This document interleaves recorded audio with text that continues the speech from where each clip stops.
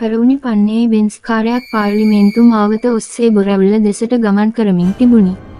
ඒ තුළ වැඩිහිටි සිව් දෙනෙකු හා දරුවන් තිදෙනෙකු විය. පවුලේ ප්‍රධානියා වූ නොයෙල් රිය පදවමින් සිටියේය. පැයට කිලෝමීටර් 40කටත් අඩු වේගයකින් පැමිණි කාර්ය පාර්ලිමේන්තු වටරවුමෙන් කොළඹ දෙසට හැරෙව්වේය. මාර්ගය සිසාරා බලමින් ඔහු වාහනය හැරවුවත් මොහොතක් ගතවන විට තමා ඉදිරියේ වූ කහ පැහැති ටිපර් රථය දැකීමත් සම තනි උඩු කොමාව ගම කළ යුත්තේ කුමක්දයි තීරණය කරන්නට තරම් හෝ වෙලාවක් නොවිය. ලොරියේ පිටුපස කොටසේ වැදුණු කාර්ය වටයක් කැරකී ගොස් පදික තීරුවේ වැදී නතර විය. වාහනයේ ඉදිරිපස සම්පූර්ණයෙන්ම විනාශ වූ අතර එන්ජිම කඩාගෙන වාහනය තුලට බැස ගොසිනි. වාහනයේ සිටි අයට පොඩි තුවාල සිදු වූවා මිස බරපතල තුවාල කිසිවක් සිදු වූයේ නැත. එහෙත් සියල්ලන් අතරින් නොයෙල්ගේ තත්ත්වය තරමක් අසාධ්‍ය වූයේ ඔහුගේ කකුල බිම තැබිය නොහැකි වූ නිසයි. වාහනය යලි ප්‍රතිසංස්කරණය කොට පළක් නොවන තරමටම අනතුරින් හානි සිදු වී ඇත. අනතුරත් සම තනි උඩු කොමාව ගම තමා සති දෙකකට පෙර සිදු කළ ආරක්ෂාවේ ගැටලුවක් ඇතැයි නොයෙල්ගේ සිතට දැනෙන්නට විය. අනතුර සිදු වූයේ ආරක්ෂාව කර හරියටම 14 වන දිනයේදී වීම මෙම සැක සහගත සිතුවිල්ල තවදුරටත් වැඩි කළේය. වසරක පමණ කාලයක සිට එකිනෙක පැමිණි කරදරවලින් දැඩි ලෙස හෙම්වත්ව සිටි නොයෙල්ගේ සියලු ව්‍යාපාරික කටයුතු ටිකෙන් ටික බිඳවැටෙමින් පැවතුණි. මේ සියලු ගැටලු වලට හේතුව ඉඩමේ සිටිනා මලයක්ෂයෙකු යයි අංජනමෙලි වලින් හා ආරූඪයෙන් ශාස්ත්‍ර බලන්නන් කිහිප දෙනෙකු විසින් නොයෙල්ට පවසා තිබුණි.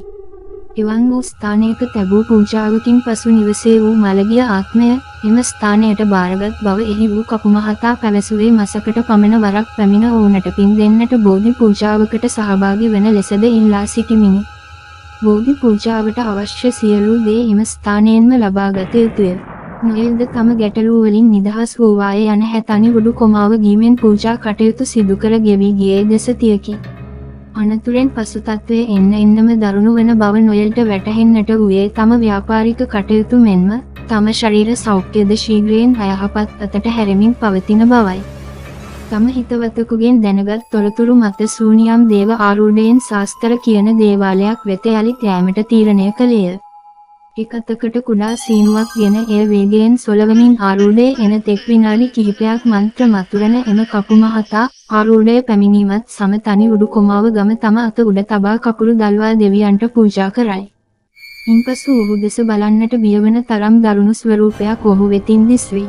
තදරත් පැහැයට හැරෙන දිව තනි උඩු කොමාව ගල් 3 රින 4ක් පමණ දික් වේ. ස්වරූපය මෙන්ම ඔහුගේ හැසිරීමද ආවේගශීලී වේ. නොයෙල්ගේ වාරය එළඹියේය. බුලත් හුරුල අතට ගත් කපු මහතා එය සූනියම් පිළිමේ ඉදිරියේ තැබුවේය. උඹලා ගෙදර හිටපු මළගිය උන් ටිකක් අවුස්සගෙන නේද? මොකක්ද උඹලා කළේ?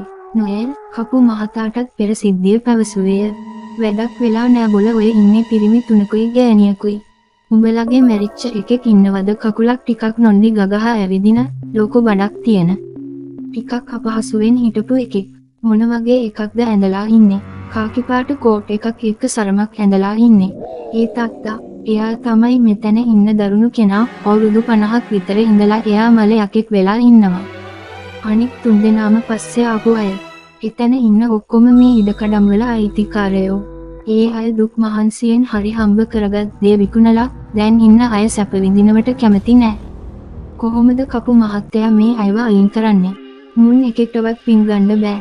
ඔක්කොම මල යක්කෝ අල්ලලා ගැට ගහලා අයින් කරලා දැම්මොත් මිසක් ගොඩින් විසඳ ගන්න බැරි වෙයි.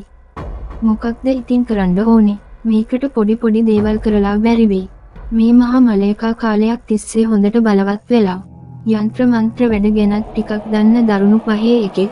ඔක්කොටම වඩා මේක ඥාතිකම් කියාගෙන ලංකාව වටේ ඉන්න පරපුරේ උන්ලා තනි උඩු කොමාව ගට ගිහින් කරදර කරනවා. කපු මහතා පැවසු දෙය සත්‍යයකි. නොයෙල්ගේ දරුවන් සිව් දෙනාගෙන් තිදෙනෙකුම සිටියේ මහා ගෙවල් වල සිට සැතපුම් 30-40ක් ඈතින්වද ඔවුන්ගේ ඉඩකඩම් වලද කාලයක සිට විසඳාගත නොහැකි මේ මල ගිය දෝෂය පැවතියේය.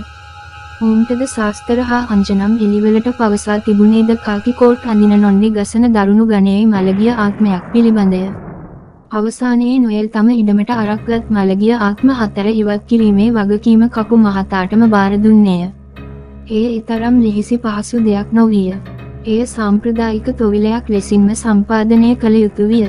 කෙවිලි පළතුරු, රුකත්තන ගස්, කෙසෙල් කොට, මෙන්ම ලී කෝටු 50ක් පමණ මේ සඳහා අවශ්‍ය විය. නිරුම් මල්, නිරුම් කුල, වැදුර, කොට ඇතුළු පෙරේත තටුවට තැබිය යුතු ද බොහෝය. ඒ ඉරිදා දිනයකි. එදින උදෑසනින්ම ප්‍රධාන කපු මහතා ඇතුළු 6 දෙනෙකු නොයෙල්ගේ නිවසට පැමිණියේය. ඔවුන්ගේ පළමු කාර්යය වූයේ නිවසේ හා ඉඩමේ හටකොන ඔවුන් අතුලා රැව්ගෙන ආ දෙහි වළදමා තාවකාලික සීමා බන්ධන යෙදීමයි. මෙසේ සීමා යෙදීමෙන් පසු මළගිය ආත්මවලට අඩගසන විට පැමිණෙන කිසිදු ආත්මයකට මල්මෙන් ඇතුළට පැමිණි විට යලි පිට වී යා නොහැකි වෙයි. මේ හරහා සිදුවන්නේ මළගිය ආත්ම කොටු කිරීමයි. තවත් මේ වගේ හොල්මන් කතා අහන්න අපේ YouTube චැනලය සබ්ස්ක්‍රයිබ් කරන්න.